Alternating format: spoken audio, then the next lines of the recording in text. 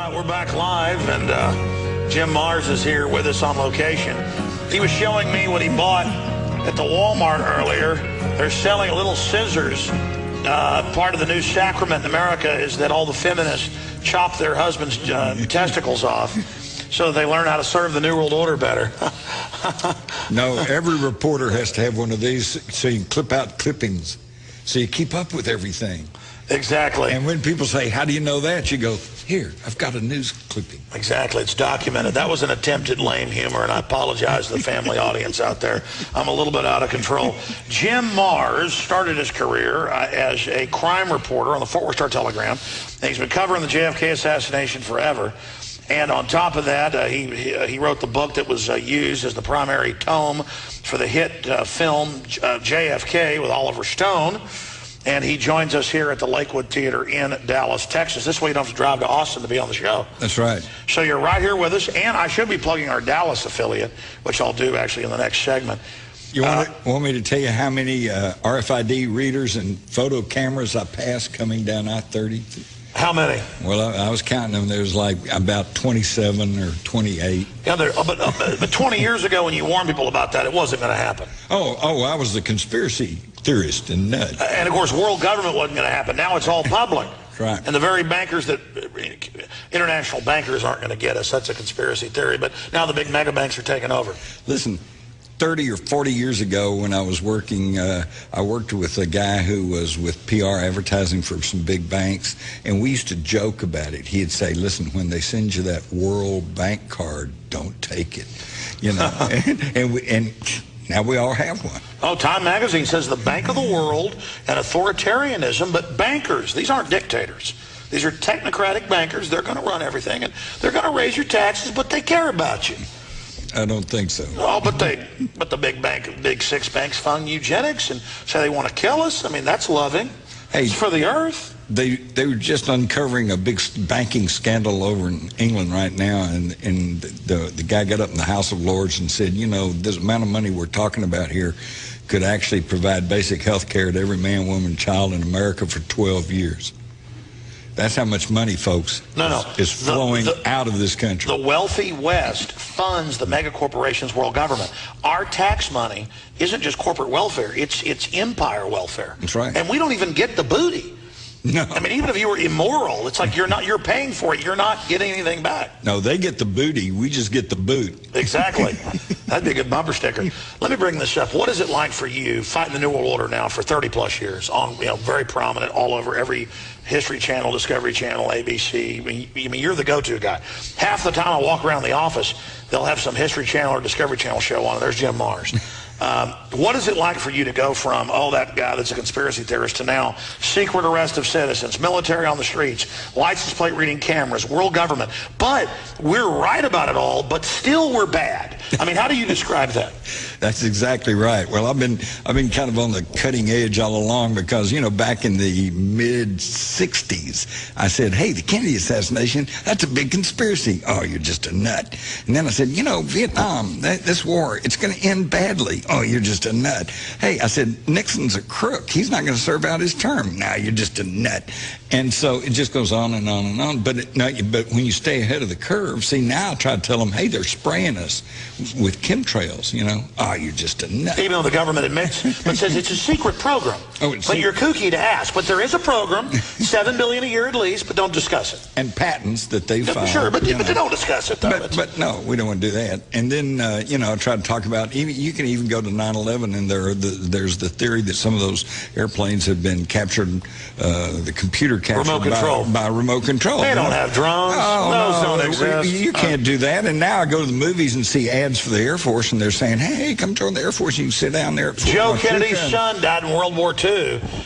In a remote-controlled plane. Well, well, he was in the plane behind the big bomber they were going to use as a cruise missile. Yeah, right. Remote controlling it. Yeah. But didn't exist in 43, though. And that was in 43. In the 1980s, I was interviewing an airline pilot for a big Boeing wide-body jet, and he said, my job's just redundant. And I said, what do you mean? He said, well, the computer flies the airplane. He said, I'm just there in case the computer breaks. Listen, I want somebody to find this because I saw this live on C-SPAN, and it was a New York City police press conference with this weird soundboard. It's like cream colored with holes in it behind them. Everybody knows what I'm talking about if you watch New York press conferences. And George W. Bush, the president's coming to New York the day after. He's given his, we're going to get the people to knock these towers down speech. And he gets up and he goes, don't worry. We've got remote control on all the aircraft in the future. We're going to be able to stop them from doing this. And actually, somebody behind him reaches up and jerks on his shirt. And he goes, oh. But I mean, I saw this. I know you did, because what I have documented is that early in 2001, months before 9/11, the head of British Airways made a talk and said, we don't have to worry about hijacking anymore because we now have the ability to capture the onboard computers and we can guide it into a safe landing regardless of what the crew or the hijackers want. And then later I found out they actually, on those 2 aircraft that were used, they have the exact system was in place. Exactly. But of course that's just conspiracy theory, right? They don't have remote control aircraft. Well, the entire Air Force in 8 years is going to be totally drone, but it doesn't exist. Right, but that doesn't exist. Well, it's the difference between people who know things and people who watch television. I think that is the difference. Of course, we make television. Right. We don't watch it, but we are on television. Right. Well, you know what I'm talking about. Somebody who comes back from home from work, sits down. No, they keep us on the treadmill. Watches CNN. They're on that gerbil. Right. We're not bashing Fox. Watches Fox, and then goes to bed, thinks they've learned everything. And if they don't see it on CNN or Fox or read it in their local syndicated newspaper, then, it can't be real. Well, Jim. And yet all you have to do is look around you, see what's going on. Do I understand that now the TSA is starting to set up spot checkpoints in Dallas? Remember me years ago? I saw them on C-SPAN. They always tell us 9 years ago. They hadn't even made Homeland Security cabinet yet. It was 2002, early 2002, a few months before they made it an official agency of the cabinet under executive power.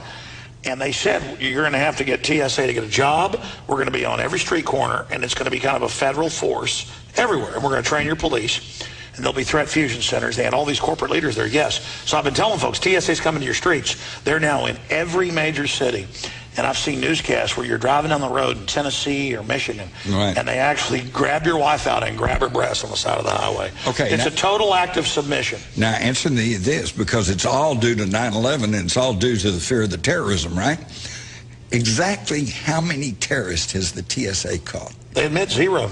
Zero.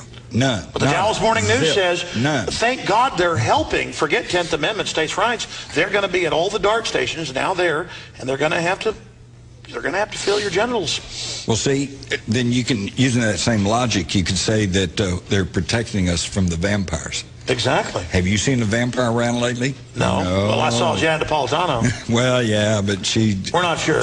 We're not sure about her. She's a dung beetle. So see, TSA has protected us from vampires because we don't see any around. Well, I used to make the joke that, hey, there could be a terrorist in a cornfield in South Dakota, send troops there. And now the government's saying, oh, yes, anywhere.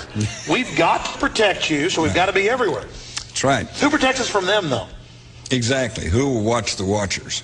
Now, we're going to go to break in a moment, and I want to take some calls, not in this next segment, but the segments after that. What is... Because I never do pre-interviews, you know this, my friend. What is front and center on your radar screen when we come back that Jim Mars is going to have the floor while I hit the latrine? I'm joking. I'll do that during the break. What is Jim Mars going to be covering? Well, that's a good question.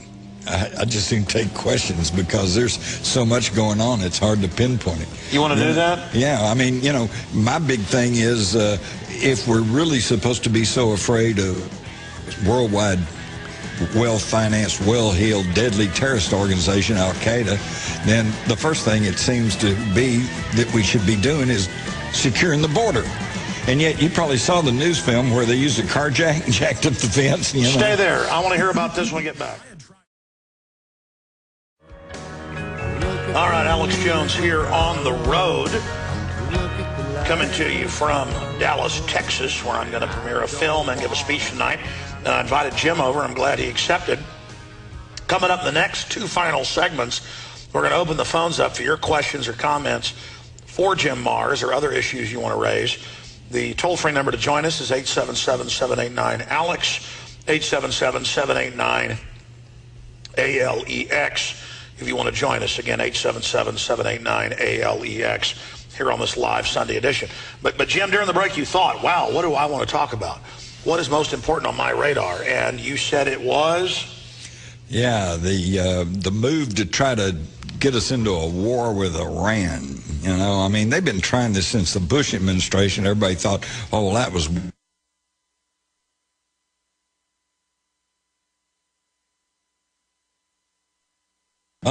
and are we any better off? No, they're pushing for war too. In fact, let me ask you, Alex, and I know you know this, of all the possible Republican candidates and Democratic candidates out there, who's the only one that says maybe we shouldn't go to war?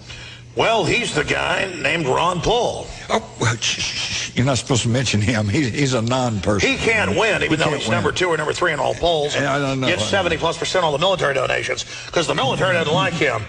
He gets more donations from the military than anybody else. During some of these debates, they're like, how dare you not want war? How dare you hate our troops? Of course, they all support him. But the troops got it. In fact, but listen to this. This tells us a lot. He's got the most campaign contributions and support from the Army, the Navy, the Air Force. But wait a minute. According to the campaign numbers, the money coming from the Department of Defense, the Pentagon, 0. Now, doesn't that tell you something? Oh, yeah, I saw those numbers. So the foreign banks that run our military, yeah, they know he's an American, so he's the enemy. That's right. But isn't it encouraging that the military is awake? They are, and I have recently been talking to some... That march happened today. Guys, will you look up what's happening with that D.C. march, with the veterans marching? What happened with that? Yes. I'm going to ask the crew to look that up with Adam Kokesh. We had him on. I want to cover that. Go ahead. Well, I want to just say this because I have an charge for the United States Army. I've served, okay? I've been in the military. In fact, I was in military intelligence, which even then I thought was kind of a dichotomy of terms. But what I want to say is that the oath of allegiance I took going into the U.S. military was to serve and protect the Constitution of the United States against all enemies, foreign or domestic. Does that mean big foreign megabanks robbing us blind with... In fact, to me, the most enemies we have today are domestic. Now, the reason I bring this up, Alex, is because I've also seen the directives that have gone out to military people couched in so many terms, but basically saying you should not participate in any of these demonstrations or any of these marches that could be a violation of the uniform. But Obama and Bush are allowed to have them ordered out to stand behind them at campaign speeches. Right, right. The point, though, here is that in the military, you are sworn to defend the Constitution of the United States. And you're also told that you do not have to obey an illegal order, okay? The Constitution says we have freedom of speech. And in the military, as long as it's not security connected, you should have freedom of speech. Yeah, you don't have especially it. Especially if you're off duty. When you're, when you're on duty, you don't. When you're off, yeah. Yeah, so if you're ordered not to go participate in a... You're still an American just because you're in the military? That's an illegal order. It is? It's an illegal order because it violates the Constitution of the United States and the First Amendment. And your first obligation in the U.S. military is to defend the Constitution of the United States. And here's how they try to play that ignorance of the military, not just on saying, as the Navy put out, don't go to this Ron Paul demonstration or you'll be reprimanded. Right. Incredible. When they've always been told... That's an illegal order, by the way, folks. Guys and gals in the military, that's an illegal order. It is. It violates the Constitution, which supersedes any other regulation or law. Marbury versus Madison. They could pass a law saying you can barbecue black children on the White House lawn or whatever, and right. It's illegal. I don't care if you say you have a law. Hitler had laws, but it was pure bull, but expanding. All those people killed in the Holocaust were done under the color of law. That's right. Judges ruled on it, and they went right on, and it was all there. Well, listen, black people were slaves in this country, and then couldn't own guns under law. And it was the law. You know what? If they said blacks weren't human tomorrow and were slaves, I say your law is full of garbage. That's right. Because the Constitution points out, this doesn't give you your rights, it points out rights that are there. And people criticize the founders that there was problems up front. It was those ideas that led to the abolition of slavery. That's right. But expanding. Under law, they can't give troops experimental vaccines, but they try to... But they do it all the time. And the troops had to learn, wait, you're not allowed to give me an experimental shot. So what if you say it's an order? The law says you can't do that. Again, they try to keep the troops, like the public, in the dark. But the fact that Ron Paul supporters in the military are 70+%, that's got to scare the system, Jim. Well, it makes me feel good because I'm hoping that means 70% of our military, which is there to defend the country, is there to defend me, not the banks, not the multinational corporations. But I'd forgotten that number, the Department of Defense. Zero. And, well, all those big defense contractors, zero. No, they don't want Ron Paul. All right, we're back live, and Jim Mars is here with us on location. He was showing me what he bought at the Walmart earlier. They're selling little scissors. Part of the new sacrament in America is that all the feminists chop their husbands' testicles off so they learn how to serve the New World Order better. No RFID readers and photo cameras I passed coming down I-30. How many? Well, I was counting them. There was like about 27 or 28. Yeah, but 20 years ago when you warned people about that, it wasn't going to happen. Oh, I was the conspiracy theorist and nut. And, of course, world government wasn't going to happen. Now it's all public. Right. And the very bankers that, international bankers aren't going to get us. That's a conspiracy theory, but nation forever. And on top of that, he wrote the book that was used as the primary tome for the hit film JFK with Oliver Stone. And he joins us here at the Lakewood Theater in Dallas, Texas. This way you don't have to drive to Austin to be on the show. That's right. So you're right here with us, and I should be plugging our Dallas affiliate, which I'll do actually in the next segment. You want me to tell you how many... now the big mega banks are taking over. Listen, 30 or 40 years ago when I was working, I worked with a guy who was with PR advertising for some big banks, and we used to joke about it. He'd say, listen, when they send you that World Bank card, don't take it. You know, and now we all have one. Oh, Time Magazine says the Bank of the World and Authoritarian. Oh, every reporter has to have one of these so you can clip out clippings, so you keep up with everything. Exactly. And when people say, how do you know that? You go, here, I've got a news clipping. Exactly. It's documented. That was an attempt at lame humor, and I apologize to the family audience out there. I'm a little bit out of control. Jim Mars started his career as a crime reporter on the Fort Worth Star-Telegram. And he's been covering the JFK assassination